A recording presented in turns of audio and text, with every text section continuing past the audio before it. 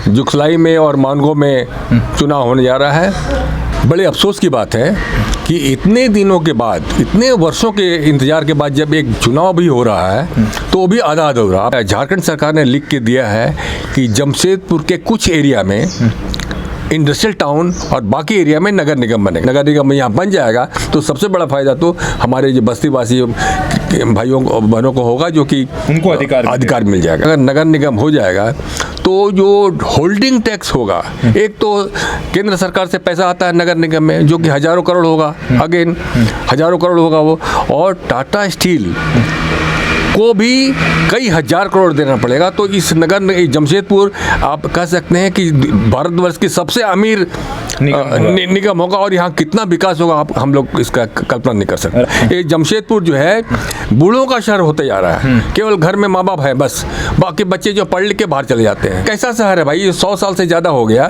फिर भी यहाँ ना तो एयरपोर्ट है, ना कोई बढ़िया इंस्टीट्यूशन है जहाँ के लड़के पढ़ सके, जिनको बाहर नहीं जाना पड़े। सभी को पूना जाना पड़ता है, दिल्ली जाना पड़ता है, और नहीं तो रांची जाना पड़ता है, आपको भुवनेश्वर जाना पड़ता है। जमशेदपुर में पढ़ने लायक कोई ऐसी जगह नहीं है, कोई इंस्टीट्यूशन नहीं है। नमस्कार, सोशल संवाद में स्वागत है। मैं शशि भूषण। देश के आज़ादी के पहली बार जमशेदपुर में निगम चुनाव हो रहा है, मतलब तीसरे मताधिकार का प्रयोग करने का लोगों का अधिकार मिल रहा है। लेकिन ये आज़ादी भी और ये अधिकार भी आधी और अधूरी है, इसलिए कि जो चुनाव हो रहा है वो मानगो नगर निगम और जुगसलाई के, लेकिन जो बड़ा हिस्सा है जो जेनेसी के अंतर्गत आता है, 7 लाख से 8 लाख वोटरों को ये तीसरे अधिकार का मताधिकार का प्रयोग करने को नहीं मिलेगा। हालांकि इसको लेकर एक लंबी लड़ाई कोर्ट्स में लड़ी जा रही है, लेकिन अभी तक कोई समाधान नहीं निकला।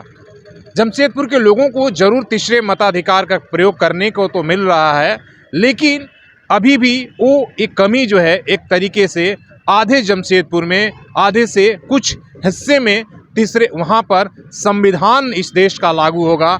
वहाँ नागरिकों को संविधान ने जो तीसरे मताधिकार का प्रयोग करने का अधिकार दिया वो प्रयोग तो करेंगे, लेकिन बड़ा हिस्सा उस अधिकार से अभी भी वंचित रहेगा। आखिर इसके लिए दोष किसका है? क्यों इस सरकार इस देश में संविधान के तहत जो अधिकार मिला है वो क्यों नहीं देना चाहती है?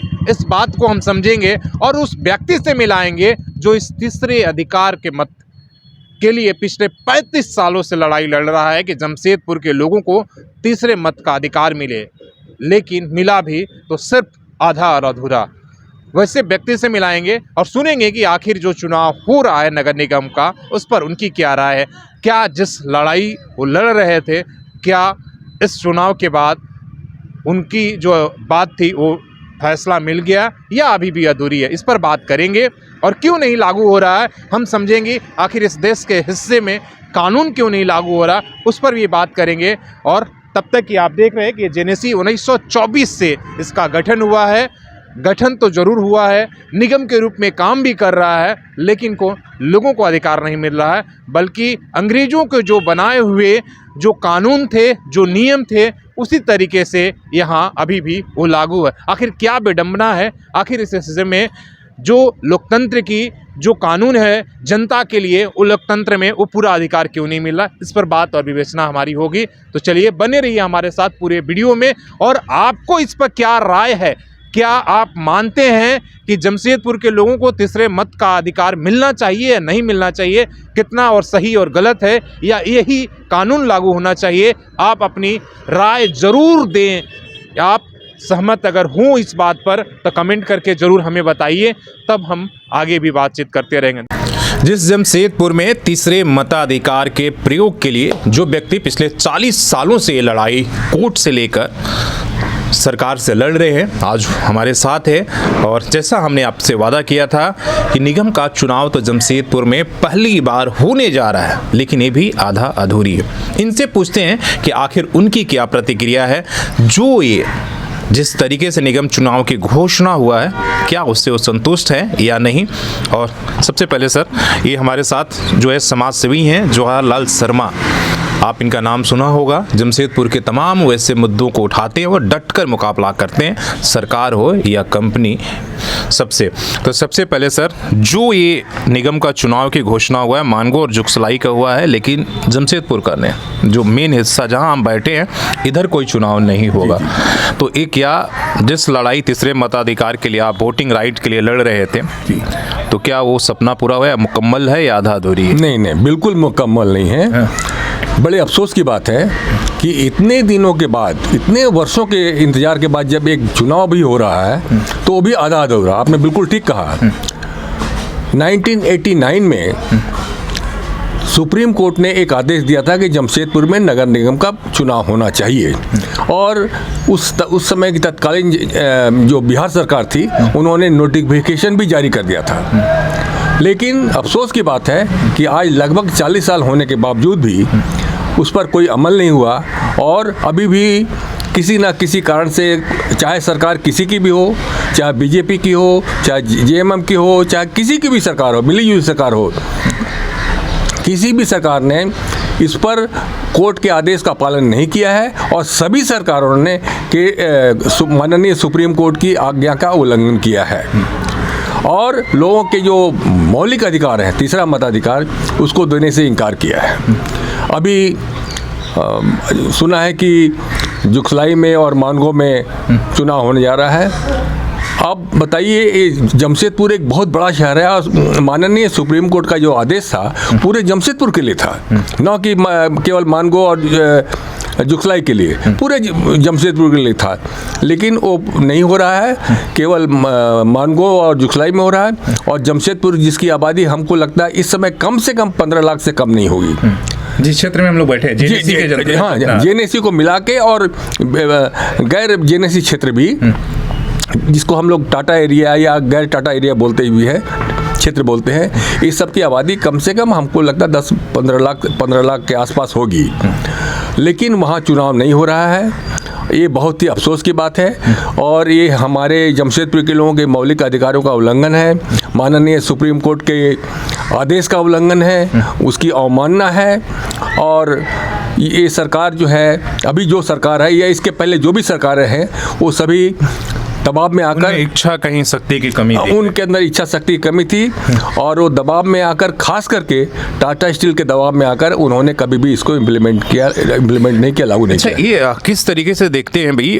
हम जैसे देख रहे थे कि जेनेसी और जुगसलाई सबका हमने देखा, 1924 में इसका गठन हुआ है, अधिसूचित क्षेत्र के, हो सकता है मानगो भी उस समय ही हुआ होगा। तो ये अंग्रेजों ने गठन किया था, और इस पूरे देश में उस समय के बाद आज़ादी मिल गई, हम स्वतंत्र हो गए, संविधान लागू हो गया। लेकिन संविधान लागू हुआ, लेकिन यहाँ क्यों नहीं? मतलब संविधान में भाई लोकतंत्र की सरकार होगी जनता के द्वारा, लेकिन क्या वो लोकतंत्र यहाँ लागू आपको दिख रहा है? नहीं।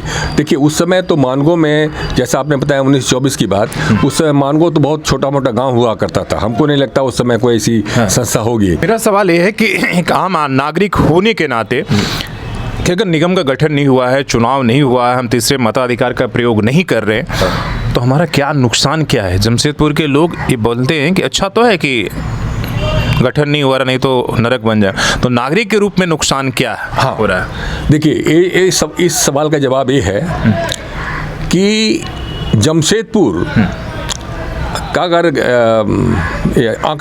आंकड़े में देखा जाए कि जमशेदपुर भारतवर्ष के कितने शहरों की श्रेणी में आता है, जिस टॉप 10 शहरों के श्रेणी में नहीं आता, 12-13वें नंबर पर आता है, जहाँ की नगर निगम है नंबर 1। अगर ऐसी बात है तो इसको टॉप में आना चाहिए था, लेकिन टॉप में नहीं है। टॉप में तो इंदौर है, और 10 एक से लेकर 10 के अंदर भी नहीं है ये जमशेदपुर शहर, उसके और काफ़ी नीचे है। दूसरा जो है, जमशेदपुर के जितने भी छात्र बाहर जाते हैं पढ़ने के लिए, वो यहाँ नहीं रहते हैं, वो सब चले जाते हैं पूना, बेंगलोर, हैदराबाद या विदेश चले जाते हैं। आखिर क्यों नहीं रहते हैं भाई? ये बहुत बड़ी समस्या। ये जमशेदपुर जो है बूढ़ों का शहर होते जा रहा है, केवल घर में माँ बाप है बस, बाकी बच्चे जो पढ़ लिख के बाहर चले जाते हैं। और एक तरह से देखा जाए तो ये मरणासन सिटी के रूप में इसका विकास हो रहा है। मरणासन, आप कह रहे हैं कि इंफ्रास्ट्रक्चर से लेकर तमाम चीज़ों में हम पिछड़ते जा रहे हैं। बिल्कुल, यही नहीं, अब हॉस्पिटल का मामला देखिए। हॉस्पिटल के मामले में कोई खास अगर आदमी को थोड़ी सी भी ज़्यादा बीमारी हो जाए तो सीधा वो भेलोर जाता है या हैदराबाद जाता है या फिर दिल्ली एम्स जाता है। यहाँ पर ऐसी कोई व्यवस्था ही नहीं है।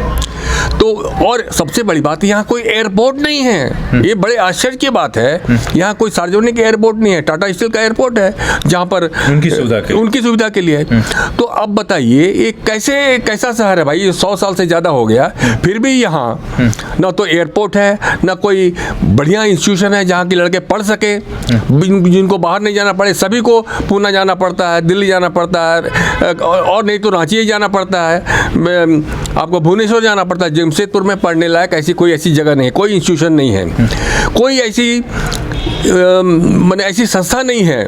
और इसके अलावा जमशेदपुर से क्या कारण है, कोई खास तरह की हस्ती का नहीं पैदा हो रही है। जैसा कि हम लोग को उम्मीद कर रहे थे, वो एक जमशेदपुर एक ऐसा जागरूक शहर है। आखिर क्या कारण है कि यहाँ कोई महान हस्ती पैदा नहीं हुई इतने 70-80 सालों में? मेरा एक सवाल, अगर निगम बनता है तो इसमें कंपनी का क्या नुकसान है, आखिर क्या? ये सवाल हम आपसे मोटे तौर पर। हाँ, देखिए ऐसा है कि सब लोगों को नगर निगम में टैक्स देना पड़ता है, होल्डिंग टैक्स। अगर मान लिए जमशेदपुर में अगर नगर निगम बनता है तो जमशेदपुर में टाटा स्टील की जो प्रॉपर्टी है और उनके जो क्वार्टर हैं, बंगलो हैं, इनका जो होल्डिंग टैक्स और प्रॉपर्टी टैक्स और नगर निगम के और जो अन्य टैक्स होते हैं, इसको मिला के देखा जाए तो कई हजार करोड़ हो सकते हैं। टाटा कंपनी इसी बात को लेके यहाँ पर नगर निगम नहीं चाहती है। तो ये मामला सुप्रीम कोर्ट में भी उठा था। सुप्रीम कोर्ट ने एक बार पूछा था आपको कितना, जब हमको याद है पहली बार जब फैसला हुआ था 1989 में, तो पूछा गया था आपको कितना टैक्स देना पड़ेगा, तो ये लोग कोई ठीक से जवाब नहीं दे पाए। फिर फैसला हो गया हमारे पक्ष में, मतलब जनता के पक्ष में। अब जहाँ तक नगर निगम में हम सुविधा नहीं देंगे, तो उड़ीसा में अभी हाल में आप लोगों ने अखबारों में पढ़ा होगा कि 5 शहरों को जहाँ नगर निगम है वहाँ पर टाटा स्टील के फाउंडेशन के साथ एक समझौता हुआ है जहाँ वो नागरिक सुविधा देगी। और सवाल है कि वहाँ जब दे सकती है नगर निगम को, तो यहाँ क्यों नहीं दे सकती है?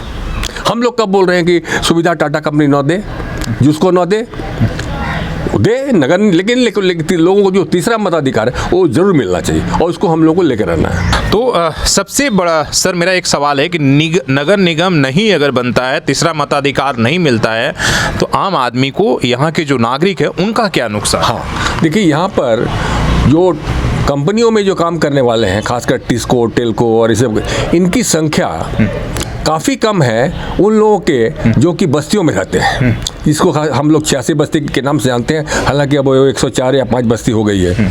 तो ऐसे लाखों आदमी हैं जो रहते हैं और जिन्होंने वहाँ मकान बना लिया है। तो नगर निगम बनने से एक तो उनको होल्डिंग टैक्स वगैरह लगेगा। हाँ, बिल्कुल। आपको हम इसका एक उदाहरण देना चाहते हैं। इंदौर में हम गए थे। इंदौर में हमने इस तरह की बस्तियां हैं वहाँ, जैसे हमारे यहाँ 86 बस्तियाँ, वहाँ भी कुछ 2-4 बस्तियों का दिल्ली में भी 16 बस्तियाँ थी।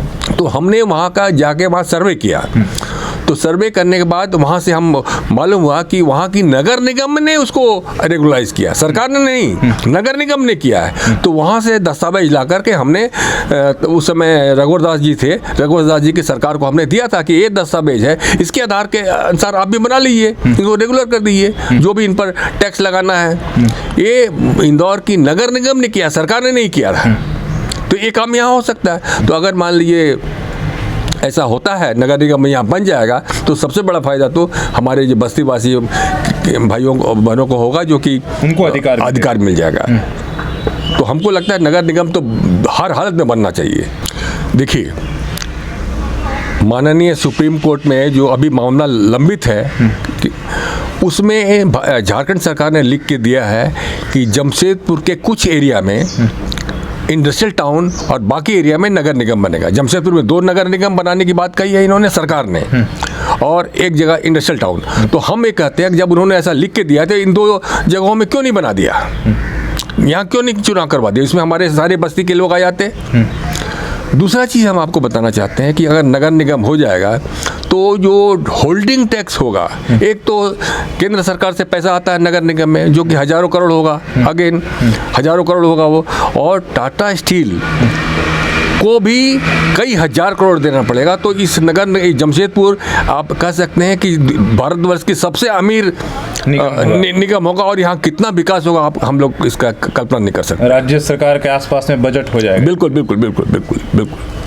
तो आप सुन रहे थे, हमारी बात इसलिए हो रही थी कि आपको पता है कि निगम का चुनाव हो रहा है, और पहली बार निगम का चुनाव जमशेदपुर में मानगो और जुगसलाई में होने जा रहा है। बाकी सब चीज़ पता है, तो आखिर उधर तो हो रहा है, लेकिन एक बड़ी आबादी जो 7 से 8 लाख जेएनएससी के अंतर्गत रहती है, उनको तीसरे मताधिकार का प्रयोग करने से वो वंचित रह जाएंगे, और उसका क्या बड़ा नुकसान है वो हम समझने की कोशिश कर रहे हैं। जो मुख्य बात है कहने का है कि निगम अगर बनता है, जब होल्डिंग नंबर मिलता है, आप बस्तियों में रहते हैं, तो कहीं ना कहीं आपका वो अधिकार होता है एक नागरिक के रूप में, और आने वाले समय में इसलिए कि निगम के पास इतनी अनंत शक्तियां हैं जो खुद वो प्रयोग करके, इसलिए कि वो एक तरीके से स्वतंत्र बॉडी है। जिस तरीके से विधानसभा लोकसभा काम करती है, उसी तरीके से नगर निगम भी अपने हित में कानून बनाती है, नागरिकों के हित में, और उस तरीके से इम्प्लीमेंट भी करती है। तो कहीं ना कहीं जो जिन बातों को इन्होंने बताया, उन बातों को ध्यान में रखते हुए सबसे पहले तो संविधान की जो अधिकार है यहाँ के लोगों को भी मिलना चाहिए। आपकी क्या राय है, जमशेदपुर में नगर निगम बनना चाहिए या नहीं बनना चाहिए? ये हाँ या ना लिखकर आप ज़रूर हमें बताएं, ताकि हम इस पर और भी बातचीत कर पाएं, और जो लोग इसके लिए जिम्मेदार हैं उनसे भी ये सवाल पूछ पाएं। इसलिए अपनी राय यस या नो जरूर दीजिएगा। अपने सहयोगी शेष रामवती के साथ शशि भूषण, सोशल संवाद न्यूज़, झारखंड।